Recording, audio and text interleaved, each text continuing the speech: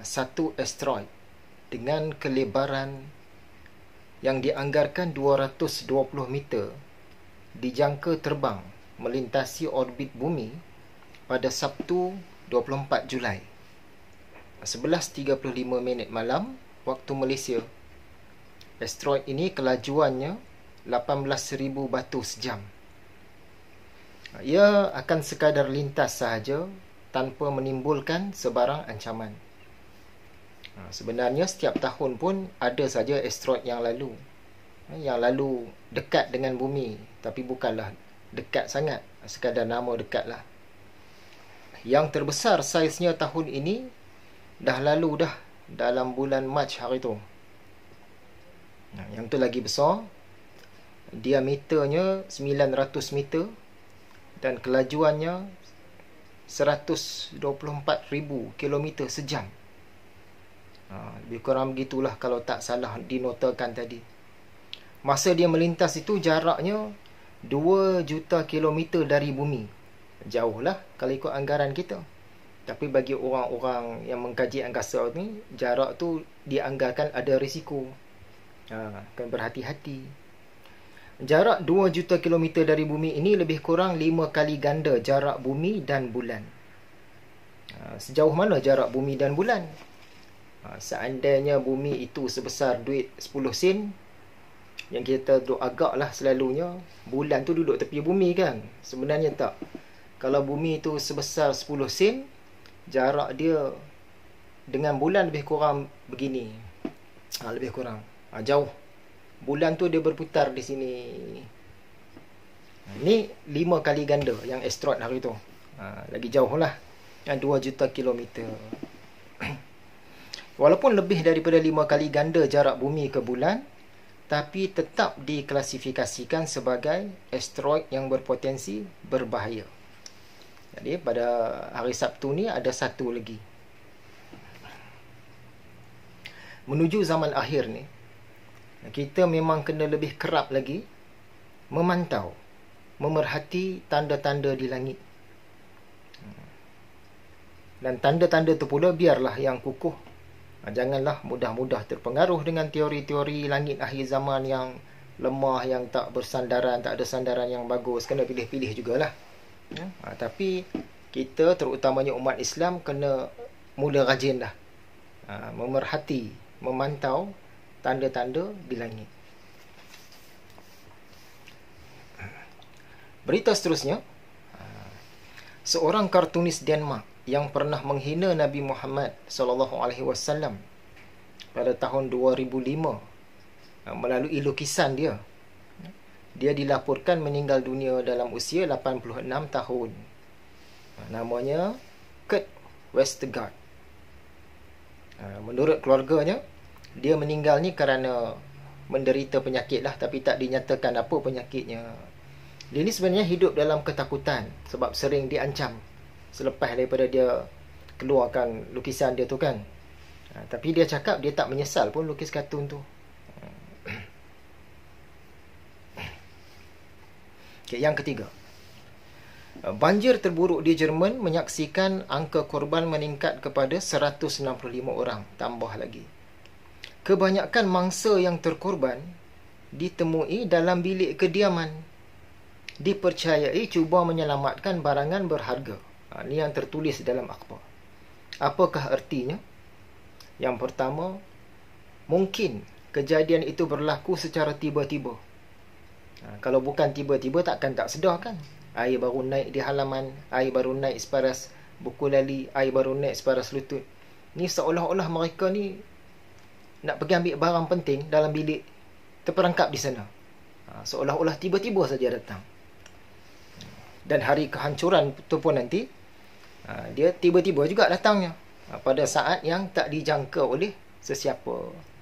Selagi boleh dijangka tu bukan dia lah tu. Itu yang pertama. Yang kedua, mungkin sebahagiannya terlalu cinta akan harta, sampai akan terlewat. Boleh jadi juga sebahagiannya. Duk kumpul, cari-cari, walaupun tahu air dah naik dah, terkepung di situ. Chancellor Jerman Angela Merkel kata bencana itu sesuatu yang mengejutkan. Dan dia minta negara antarabangsa supaya menangani krisis iklim. Dia nak buat macam mana? Kan di utara dunia ada projek-projek kuasa-kuasa besar yang nak manipulasi cuaca iklim kan. Sampaikan mereka di Jerman ni persoalkan keberkesanan sistem amaran cuaca di sana. Sistem mereka tu boleh kata canggih. Tapi kali ini macam tak sempat. Tak dapat detect ke macam mana ke.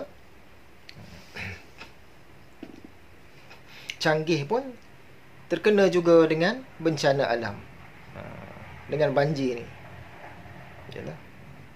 Mungkin kecanggihan itu tak cukup ataupun digagalkan, atau mungkin saja mereka tahu tapi tak dimaklumkan, wallahu a'lam. Yang keempat, utusan.com 20 hari bulan 7 hari inilah melaporkan ada kajian di barat yang dibuat oleh Amerika Syarikat. Yang dibuat di Amerika Syarikat oleh YouGov dan The Economist. Okay, hasil kajian itu, kira-kira 20% rakyat US percaya ada chip mikro dalam dos yang diberikan kepada seluruh penduduk dunia. 15% daripadanya yakin benar berlaku. Dan 5% lagi yakin sangat benar. Wallahu a'lam. Kita bacakan berita saja. Setakat tu saja beritanya. Okay. Persoalan ada satu. Serban jenis tutup telinga. Kan orang pakai kan tutup sini kan. Sama ada sebelah atau dua-dua belah. Serban yang menutup telinga itu berkaitkah dengan apa yang kita share dalam kuliah sebelum ini? Wallahu a'lam. Boleh jadi ya, boleh jadi tidak. Sebab yang kita kongsikan itu pun baru pembuka bicara. Dia belum ada yalah, yang sandaran-sandaran yang kuat lagi kan, dari segi arus, gelombang, pancaran. Okey, isi untuk hari ini. Tajuknya Api di Yaman. Kita dah cerita tentang Yellowstone di Amerika Syarikat, Krakatau dan Danau Toba di Indonesia, dan kita sentuh sikit tentang Taal di Filipina. Jadi barat pun sudah, timur pun sudah. Sekarang kita nak menjengah ke tengah, ke Asia Barat sana. Dalam hadis riwayat Imam Muslim, Rasulullah SAW ada bagi tahu kepada kita 10 tanda-tanda as-sa'ah, yang biasanya ditafsirkan sebagai hari kehancuran. Ada yang tafsirkan sebagai hari kiamat, dan ada yang lain pun ada. Ini mungkin kita sentuh dalam pelajaran-pelajaran akan datang. Bukan pelajaran lah, perkongsian akan datang. Jadi 10 tanda tu, yang pertama kabut atau dukhan, yang kedua dajjal, yang ketiga dabbah haiwan, yang keempat matahari terbit dari barat, yang kelima Nabi Isa datang, yang keenam Ya'juj Ma'juj, yang ketujuh gerhana atau gempa. Ada ulama kata gerhana, ada ulama kata gempa ya. Gerhana atau gempa di timur. Yang ke-8 berlaku pula di barat. Yang ke-9 berlaku di Jazirah Arab. Dan yang terakhir, ini baru ada kalimah terakhir, api muncul dari Yaman, menggiring atau menghalau atau membawa manusia ke mahsyar, yakni ke tempat perhimpunan mereka. Jadi kita nak kongsi ini tentang Yaman. Berdasarkan hadis ini, nampaknya api dari Yaman itu memang yang terakhir lah, sebab diperkuatkan lagi dengan kalimah yang terakhir, ada sebut di situ. Yang lain-lain itu, tanda yang pertama sampai ke 9, tak dapat nak dipastikan sama ada betul-betul mengikut urutan ataupun tidak. Mengikut turutan ataupun tidak. Ada ulama kata ikut turutan, ada yang berpandangan tidak. Yang penting sekarang, kita nak cerita tentang api Yaman. Sebab dia memang disebut yang terakhir. Disebabkan terakhirnya itu, sampaikan ada ulama-ulama yang berkhilaf pandangan, adakah ia berlaku di dunia ataupun di akhirat. Ada kata yang ni berlaku sebelum hari kehancuran, sebelum hari kiamat, hari kebangkitan. Ada pula kata dah selepas daripada itu. Tapi yang 9 tanda lagi tu nampaknya macam di dunia lah.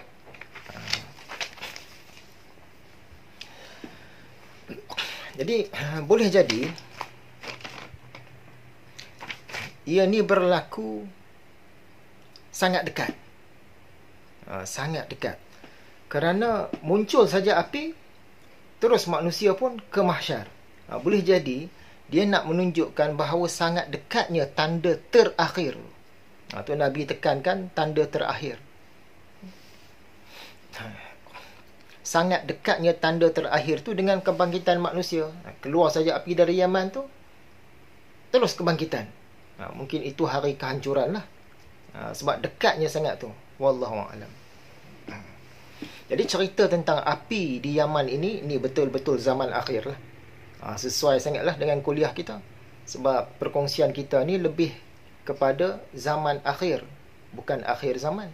Akhir zaman, masa kita mula-mula berkuliah tahun 2007 dulu, kita buat kuliah akhir zaman dah. Sekarang ni kita lebih nak tumpu kepada zaman akhir. Sungguh pun begitu. Dalam situasi-situasi tertentu, kita sentuh juga yang akhir zaman. Yang dulu, kita banyak cerita akhir zaman saja. Zaman akhir tu tak apa cerita. Kerana penerimaan orang pada zaman itu pun tak semacam zaman ini. Sebab belum sampai masanya. Sekarang ni sampai masa lah. Semenanjung Tanah Arab ni ada banyak risiko gempa bumi dan gunung berapi. Di sekitar Madinah sendiri pun itu merupakan tempat-tempat yang ada gunung berapi tu. Di sekitar dia tu. Di Yaman pun tempat gunung berapi juga. Api di Yaman. Bila kata api di Yaman ni ada macam-macam tafsiran. Hari ini kita nak fokus kepada salah satu daripada tafsiran-tafsiran itu, iaitu tafsiran yang sangat mungkin. Tidak lain, cerita tentang lahar berapi dari Yaman.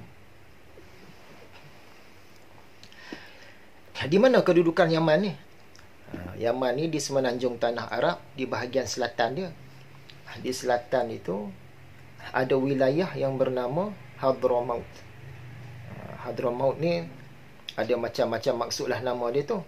Tapi salah satu yang nampak tepat lah. Hadra ni hadir lah. Maut tu kematian lah. Nama pun dah menggerunkan. Kehadiran maut. Atau maut yang hadir. Nama dia Hadramaut. Yang di tempat kita ni restoran adalah restoran makanan Arab kan. Jadi di Yaman ini, di Hadramaut khususnya, ada satu bandar. Ini merupakan bandar yang kedua terbesar di Yaman, iaitu bandar Aden. Kita sebut Adeni, Eden, mana-mana lah. Bandar Aden ni merupakan bandar pelabuhan. Dia ni dah ribuan tahun dah. Aden tu dulu, walaupun rupanya taklah macam sekarang. Pada abad yang ke-20 dulu, ada orang naik pesawat di atas bandar Aden. Di situ baru mereka perasan, rupa-rupanya bandar Aden itu sendiri betul-betul berada di atas kawah gunung berapi. Kita nak kata di dalam pun dia, di atas pun dia lah. Betul-betul di dalam itu. Cuba Google tengok gambar-gambar Aden ni. Aden ni kalau dari Tarim lebih kurang 750 km jarak dia. Okey. Pada tahun 1964, bila telah ditemui kata kawah gunung berapi itu tadi, tahun 64, delegasi British di bawah Profesor I.G. Guest buat kajian. Dia kaji di situ. Komen dia, gunung-gunung berapi yang ada sekarang, yang duk meletup-meletup lah sepanjang hari ni yang kita tahulah, hanya ibarat mercun sahaja kepada Aden. Belum bom lagi, sekadar letupan kecil je. Yang di Aden ni, itu baru betul-betul bom. Lebih kurang begitulah maksud dia. Dan ada juga dalam artikel yang lain, orang lain pula bagi pandangan, letusan Krakatau yang kita sentuh dalam kuliah-kuliah sebelum ini, itu pun dianggap sebagai macam letupan kecil saja. Macam mercun saja. bila nak dibandingkan dengan kawah gunung berapi di Eden. Boleh bayanglah. Jadi seolah-olah Eden ni satu bandar di atas kawah. Memang betul pun, bukan seolah-olah dah. Dia berlawan pula dengan Danau Toba. Danau Toba ni seolah-olah air di atas kawah. Eden ni bandar di atas kawah. Jadi cerita atau isyarat-isyarat ini Nabi Muhammad bagi petunjuk lebih kurang 1400 tahun yang lalu tentang Yaman ni. Jadi orang-orang barat dapat tahu dulu. Mungkin ada orang-orang Islam dapat tahu dah, tapi tak berada dalam catatan, tak sampai kepada kita kan. Dan orang-orang barat ni bila mereka dapat tahu, mereka kaji. Dan kita sampai sekarang pun masih ramai antara kita yang belum tahu. Bila kita dah tahu ini, kita kena ambil tindakan lah, kena ambil tahulah, kena ambil berat lah. Nanti harap adalah pengkaji-pengkaji Islam, saintis-saintis Islam yang kaji lebih lagi. Sebab rasanya memang berkait dengan zaman akhir nanti. Kita tengok Sumatera, Jawa, Sulawesi ni betul-betul berada di atas lingkaran gunung berapi Pasifik dan pusat gempa. Boleh Google lah internet, tengok peta lingkaran api Pasifik tu kan. Yang di sebelah Eden sana, dia tu tak adalah macam lingkaran, tapi semenanjung Tanah Arab tu sendiri itu pun tempat-tempat gempa dan tempat-tempat gunung berapi. Kadang-kadang dia bukan bentuk gunung, dia dalam bentuk lapangan, tapi sama macam gunung berapi. Dalam tahun 650 Hijrah lebih kurang begitulah, pernah keluar api di sebelah timur Madinah. Api itu menyala selama sebulan. Saya ingat lupa cerita dia. Punya terang. Dan dikatakan ada hadis yang berkait dengan api itu.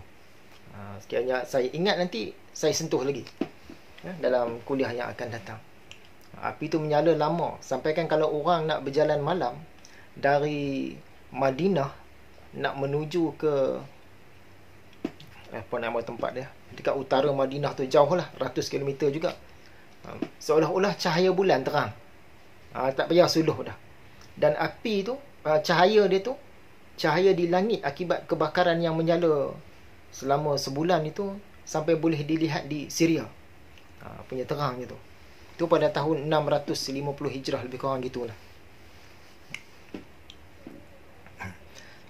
Okey, kita cerita pula tentang lingkaran gunung berapi Pasifik. Sumatera, Pulau Jawa, Sulawesi itu berada dalam lingkaran gunung berapi Pasifik. Lingkaran gunung berapi ni panjang, sampai ke Jepun tu, sampai ke Amerika, sampai Amerika Selatan tu. Dia bentuk dia begitu kan, macam kepala kuda kalau tengok rupa bentuk dia tu. Tapi Kalimantan yang di dalamnya ada Banjarmasin, ada Sabah, Sarawak, Brunei, dan juga semenanjung Tanah Melayu duduk di tepi-tepi. Maksud dia tak betul-betul kena lah pada lingkaran api Pasifik ni. Mungkin atas faktor itu juga, pusat pentadbiran Indonesia iaitu Jakarta, cadangnya akan berpindah ke Kalimantan Timur. Selain daripada faktor Pulau Jawa ni semakin hari semakin tenggelam, sama ada dia turun ke bawah ataupun air laut meningkat, tapi dia semakin tenggelam. Jadi mereka nak berpindah ke Kalimantan Timur.